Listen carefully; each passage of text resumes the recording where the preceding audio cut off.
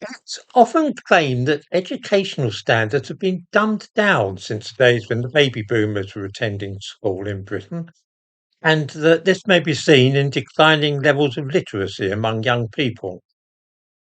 As popularly understood, the story is roughly as follows. 50 years ago, the literacy rate in Britain was practically 100%.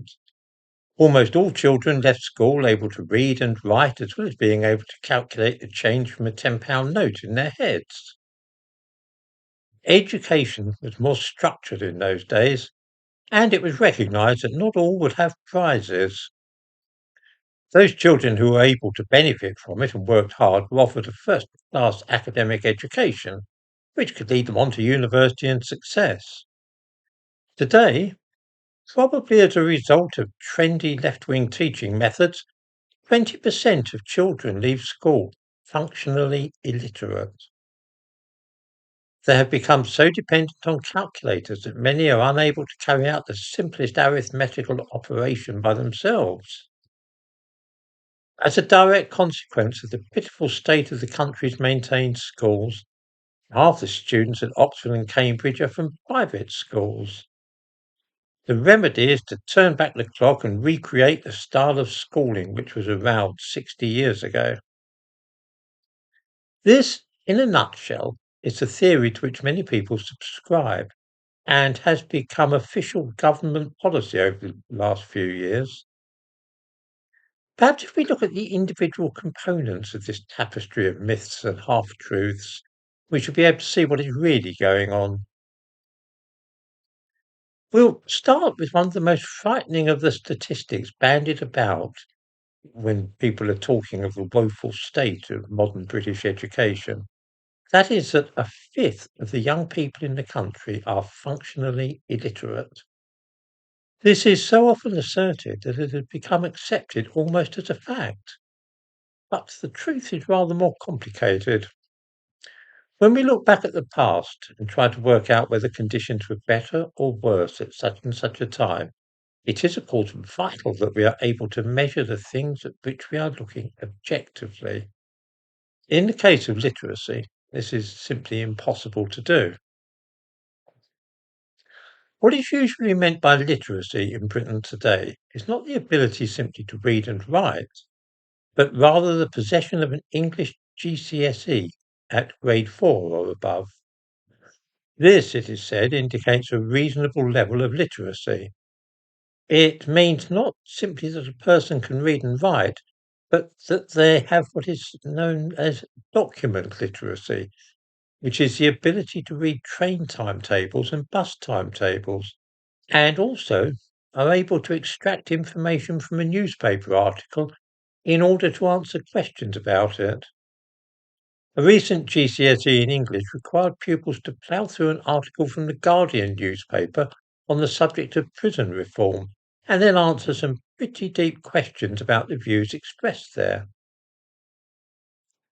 One may, however, be unable to gain a grade 4 in English GCSE, that is to say, not able to work out readily the situation regarding a bus timetable or to understand an article in The Guardian, and still be perfectly capable of reading texts with complete accuracy, as well as obtaining information from everyday sources.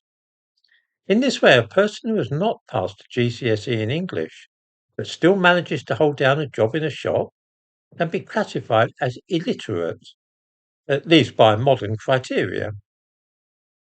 All this is a little bit confusing and it shows how tricky it can be to compare one era with another.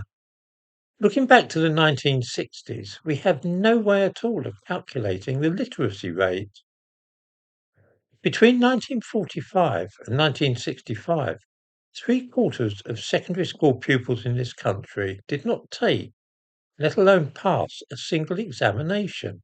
They didn't take any examinations at all. This is something which is almost always forgotten when people are extolling the virtues of the British educational system as it was 60 years ago, say. Something over 75% of secondary school pupils attended secondary modern schools and they left at the age of 15. There were no facilities. for such young people to sit O-levels, the General Certificate of Education, which was taken at the age of 16.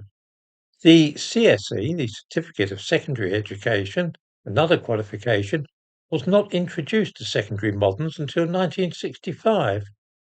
So the great majority of adults in the 1950s, 60s, and 70s had no qualifications at all, which would allow anybody to make even a tentative guess as to their literacy level.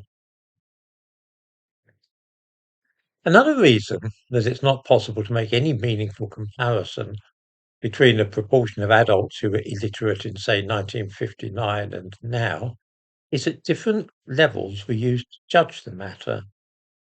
In 1959, illiteracy meant just that, a person who could not read or write. The definition of literacy for decades after the end of the Second World War was the ability to read or write a simple note. Judged by this standard, over 99% of adults in Britain 60 years ago were literate, just as they are today. Once literacy began to be defined in terms of how many teenagers pass an English GCSE at grade 4, it becomes clear that a substantial proportion lack the ability to do so. In other words, by this quite arbitrary standard, which has only been around for a few decades, the feeling has arisen that Britain's educational system is failing. A corollary of this is that if children are failing to learn to read and write properly, then this must surely be because they are not being taught correctly. If that is the case, we must appoint somebody to lead an investigation into the matter and find out what has gone wrong, what is causing this supposed epidemic of illiteracy. Here is a recent scare story about this subject, indicating that children are starting school less able to learn than they once were, and without the necessary skills which will enable them to start acquiring literacy at an early age. This is also a modern theory that children now start school unable to speak or use a knife and fork, or still wearing nappies, or all sorts of other things. A survey carried out in early 2016 by the Key, which is an information and advice service for head teachers, estimated that almost 200,000 children would be starting school in September 2016 ill prepared to begin learning. This was shocking news, although examining the data in detail was reassuring. 4 out of 5 teachers were worried about poor social skills, and many said that levels of reading, writing, and numeracy were lower than they should be. What level of reading, writing, and numeracy should children starting school have? Apparently, nobody, not even those working for the Key, have any idea. Fergal Roche, who worked for the Key, said that an agreed definition of what school readiness means could be the first step to helping schools, parents, and early years practitioners identify what support is needed to meet this growing issue.